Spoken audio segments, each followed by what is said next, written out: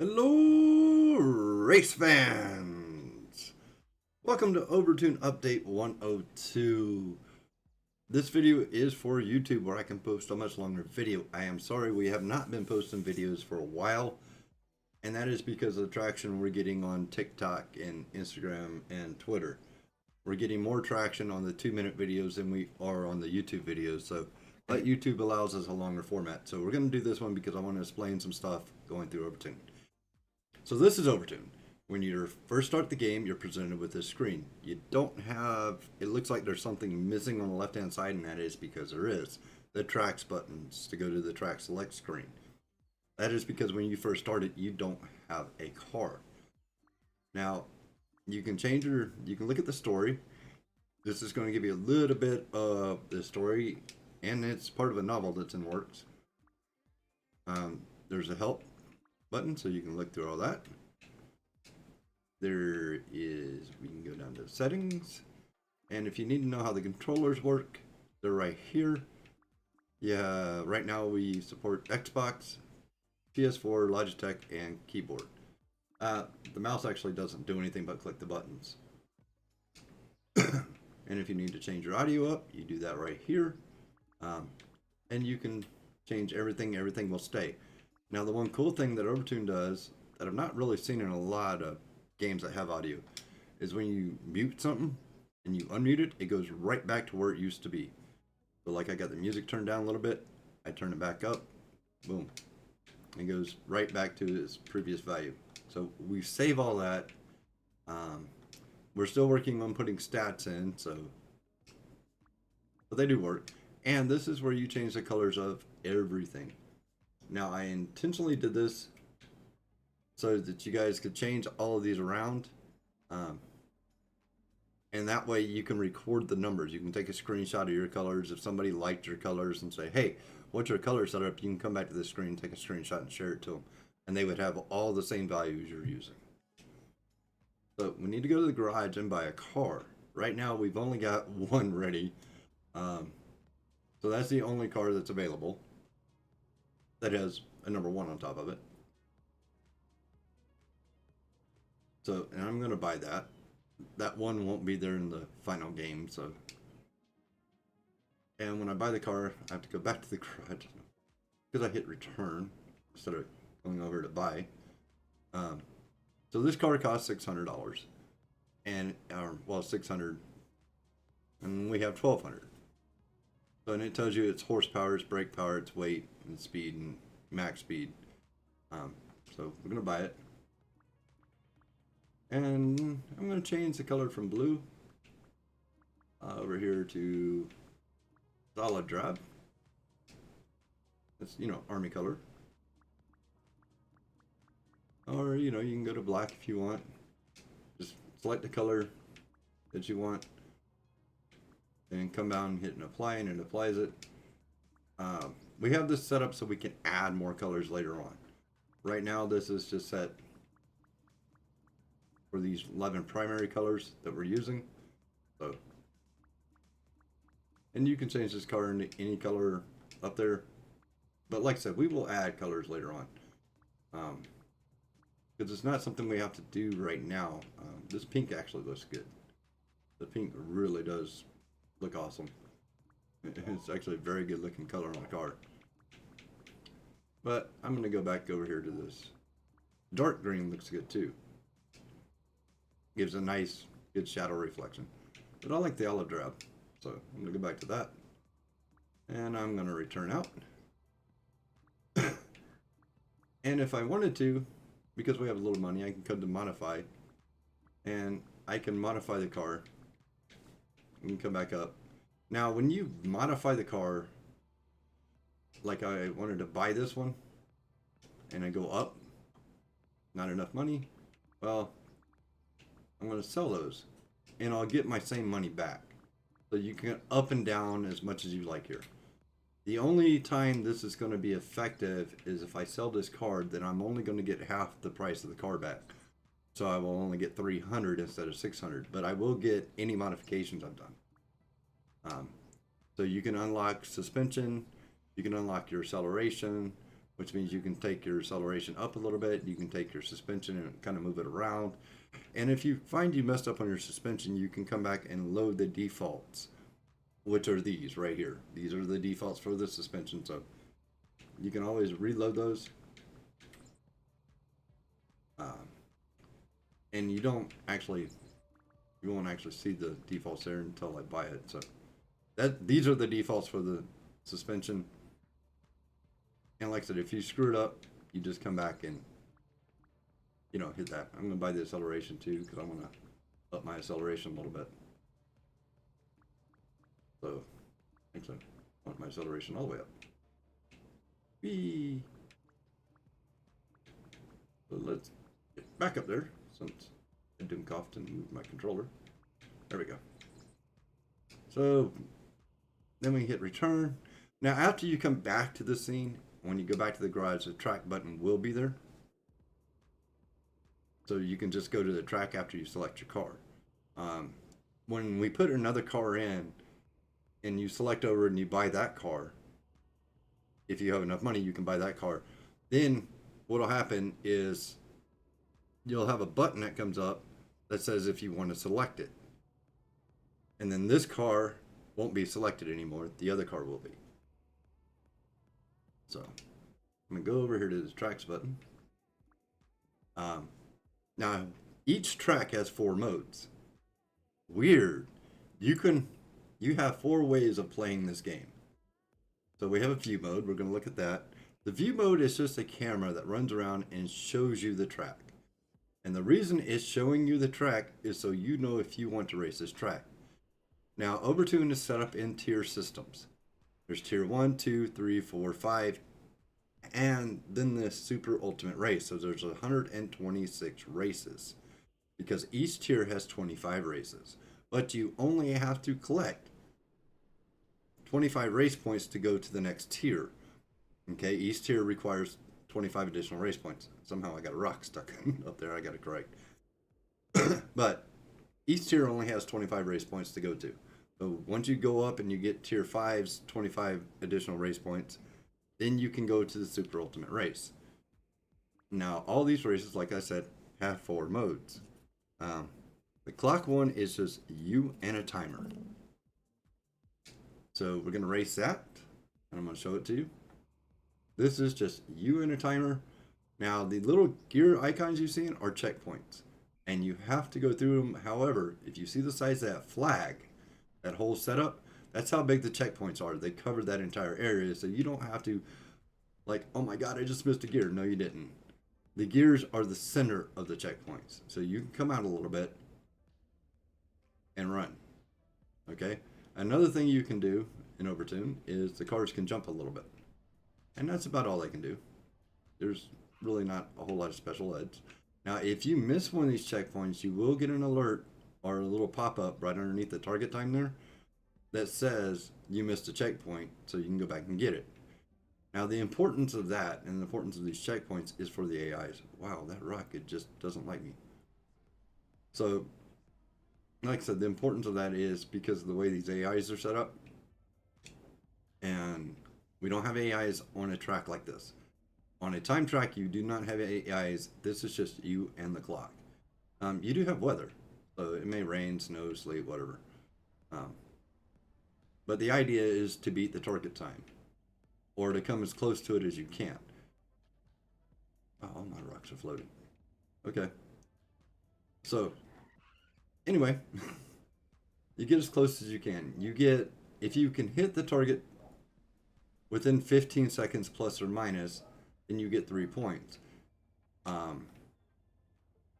If you're above it, or if you miss the target, like, you know, you go to 4 minutes, then you're still getting 1 point.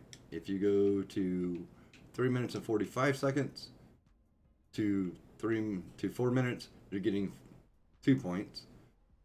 If you hit it within 3 minutes and 45 seconds and 3 minutes and 15 seconds, you'll get 3 points.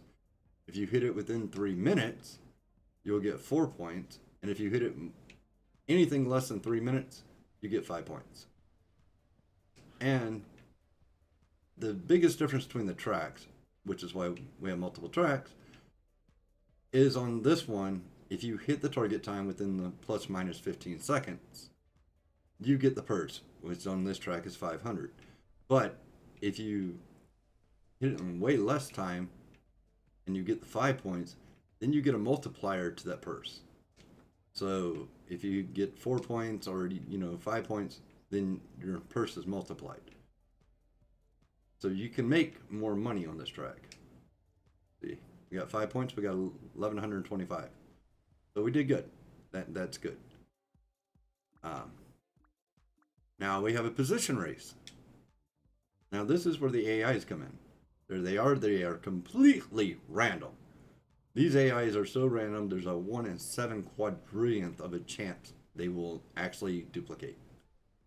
So the race doesn't start until you come underneath that flag. And then we have our placing come above our heads. We're in first place. Patty is in second place, and she's on my butt. Oh, and she wiped me out. You can do that to them, they can do it to you. Because the game is all about physics. And they wiped out, so I get to pass them. Hopefully. Maybe I can grab their third. I did. Now, the AIs. Very, very important thing about these AIs. Number one, they cannot rubber band. They cannot just catch up to you. See how I just suddenly changed to second? That means the person in second place, the AI that was in second place, missed a checkpoint. And because they missed a checkpoint, I got their position. That's why I said that's where these checkpoints are important. If somebody ahead of you misses a checkpoint, you get their position. And if you miss a checkpoint, whoever's behind you grabs your position until you either go back and get the checkpoint or you make a full lap. Once you make a full lap, it'll reset the checkpoint. And we just made a second lap there. So, yeah. But the important thing about these AIs is they are so incredibly random. Some of them are super, super stupid. I mean, some of these guys will make Florida Man look highly intelligent. And others will make Einstein look stupid. To be honest. I mean, some of these guys grab this track, even as many twists and turns on this track. I've ran into AIs during my test where they've literally just smoked me. I mean, literally. They hit these turns so good, like that one. There we go. That's a very good example of an AI knowing this stuff. It's grabbing this track. It set itself up correctly. So, and it just lapped us. So, and we're on the last lap. So the best we can hope for is second place now. Because we would have to lap it and then get in front of it. But that guy, you can tell he's running that track. And that's what I said. These AIs are completely randomized. So there might be a track, the same track. You can run the same track several times. And one time it might be super, super easy to grab a first place. The next time it may be just difficult to hit fifth. And on the lap races like this, fifth and sixth, you still get 1 point.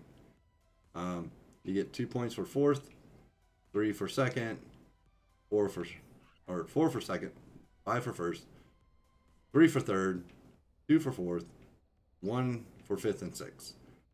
Now the difference is how much money you earn, because it cuts the purse down depending on your placement. If you want the 500, you have to hit first place on a lap race, which is a race position. Now the Sunday mode. Here's where we do things different at Vanguard Chaos Gaming than everybody else. Sunday mode is a completely different animal, okay? Sunday mode, you got to collect rubber ducks. But you don't have a time limit. There's no AIs. It's just you and this area. There's 1 duck on this track. You may have to get out of this, but you do this for as long as you want. You can just drive around and look at the pretty flowers. We do set things in these tracks. There will be buildings and like little boats and little environment stuff that you can look around and just kind of check out. And now, but I do recommend, the ducks aren't small. So if you kind of drive around, you'll kind of see the little color mark there, and there's my duck right there. So I collect him and I get a race point. But that's the only duck on this track. So I'm actually, unless I just want to go out and have some fun and investigate and jump around a little bit and, do some crazy stuff, then I'm done with this track. I've got my duck. Now there can be one, which just happened, or there can be up to 5 ducks on the track. And yes, you can go through the water, you can go underwater. So there are going to be tracks where there's like lakes in the middle, but we do put a lot of this environment stuff in just for you to look at. And when you get done running around and checking stuff out, you hit the forfeit button, which takes you back to this scene. And so if you want to keep running, you can keep doing this all day long. Or if you decide, oh, I got into Sunday mode and I'm just really not into it, just kick that forfeit button, you come right back. And the same with any of these. The only one you can't do that with is the view. Once you hit the view track, you have to wait for the camera to go all the way through. So right now we're at a point where all the game logic is actually done. I don't have any more coding to do except for the credit screen. Okay, the credit screen won't show. As you notice, there's not a credits button on this first screen. The credit screen won't show until you finish the Super Ultimate Race, which is race 126. So until you finish that race, then you can see the credits. Now, once the credits happen, it'll give you a final score of how many races you've won, how many ducks you collected, and it'll let you restart the game with extra money from the beginning.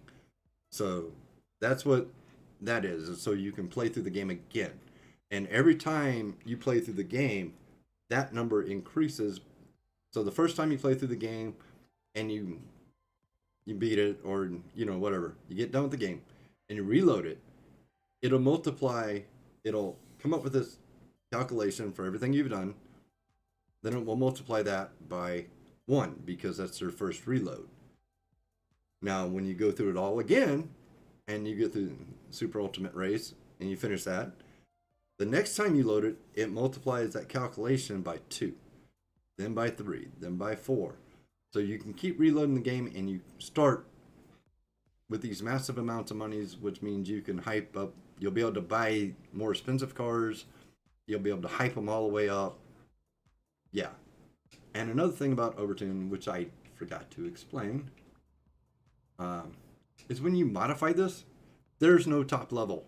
There is no end level to any of this. Okay, when you buy, say you want to buy your max speed, let's do something simple. Motor power. Like if I wanted to buy the motor power, I can buy that until I run out of money. Okay, that's as simple as it gets. There is no end level. So if you get a car you really, really enjoy, you never, ever have to buy another car. You can keep hyping this one up, you can keep modifying it, and you can keep going. And also, while we're here, I want to explain this button. This is in alts. This allows you to change the drivetrain to any drivetrain you like to play with, and you can change this anytime you own a car. This doesn't cost you anything. This is just, you change it back and forth until you find a setup you really like. So with that being said, now I'm going to get back to work. Here at Vanguard Chaos Gaming, we hope everybody has a very, very wonderful day. And leave us some comments and let us know what you like and what you don't like. In our test tracks that we posted up on TikTok, we did have an FPS counter in there that was showing us a true FPS. This game runs on my laptop at about 170 FPS. It runs on my computer, and do keep in mind I have a 4090 in my computer. It runs it at almost 800 FPS. So if you want an actual true FPS counter, and because I know like NVIDIA, when you pull up its FPS counter to watch your games, it maxes out at 120. It won't go above that. But my counter will. So if you want an actual FPS counter in the game, let us know, and we will put it in there. So you guys have a very wonderful day. I'm going to get off here. I'm going to keep developing. And the next time you see this, there will be more tracks. Going to crack the rocks on the other track. But there will be more tracks, way more cars, and the AIs will be totally insane.